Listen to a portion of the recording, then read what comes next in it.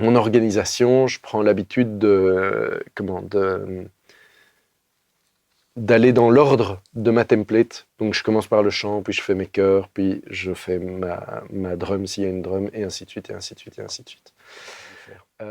Donc, typiquement, je vais mettre tout mon chaînage de voix bypass.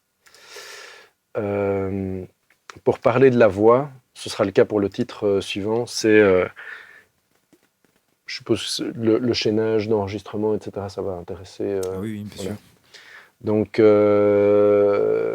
il s'agit d'un U47 à lampe Telefunken qui va dans un préamp Chandler Limited TG2 en série 500,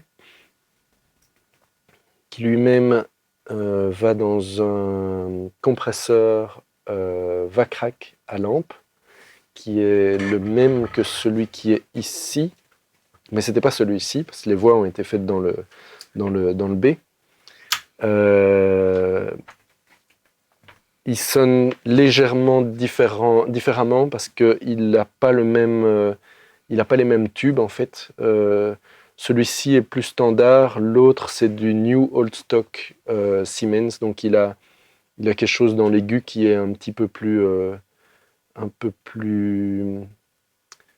harmonique, un peu plus important. Et New Old Stock, je crois qu'on t'appelle. New Old Stock, ça veut dire quoi? Ça veut dire que c'est des lampes en fait qui sont neuves, mais qui datent des années 50 ou 60. Il y a encore des stocks comme ça un peu partout dans le monde. Voilà, c'est ce qu'on appelle le new Old Stock. Donc quelque part c'est du neuf mais vieux, quoi. Donc U47 à tube Telefunken, Chandler TG, Vacrac dans un 1176 hardware qui est aussi dans le B, et ça va dans Pro Tools. Ça c'est le chaînage de voix à la base. Et là on va écouter ce que ça donne à peu près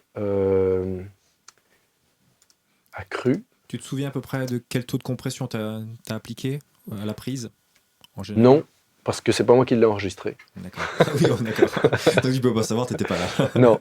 Je donne juste la consigne de compresser gentiment avec le Vacrac et de ne pas compresser avec le 1176. En fait, le 1176, il est là pour la couleur et la présence qu'il apporte, mais à la prise. En fait, il y a deux raisons. Je veux pas me retrouver avec des prises trop compressées, malheureusement, alors que la performance est bonne. Ça, c'est un premier truc.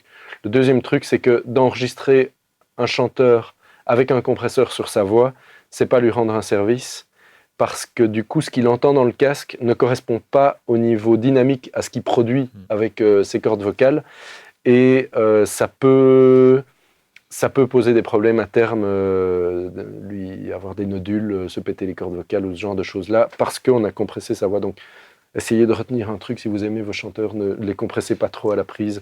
Ne compressez pas ce qu'ils entendent dans le casque, faites-le peut-être à part, si vous voulez avoir un truc compressé et assez, un choix assez radical là-dessus, mais essayez de laisser la voix la plus neutre dynamiquement pour le retour casque. Comme c'est un album où c'est autoproduit, en fait, on a beaucoup jonglé entre cette régie-ci et l'autre régie pour enregistrer en même temps qu'on mixe, pour faire des ajouts et en fait essayer de rassembler le plus possible notre workflow dans un atelier, enfin un mode de fonctionnement d'atelier. Donc en fait, il y a une grosse partie de cet album qui a été enregistrée par mes assistants qui ont fait des trucs assez fantastiques d'ailleurs. Il y a entre autres une une chose que j'ai découverte sur cet album-ci avec un micro que j'utilise, dont je parlerai plus tard, mais qui a été découverte justement par Max, mon assistant, qui avait fait des prises et qui m'a dit ouais, je jouais, je trouvais ça incroyable. Enfin voilà, j'en parlerai après, mais j'aime bien en tout cas l'idée de chapeauter la prise de son, d'écouter, de commenter, de diriger éventuellement la manière dont elle doit être faite aussi au niveau de l'émotion du jeu, etc. Mais en même temps de pas tout faire moi-même parce que d'une part c'est épuisant et d'autre part ça me permet de laisser un peu de place aux surprises et à l'implication extérieure que peuvent avoir mes assistants.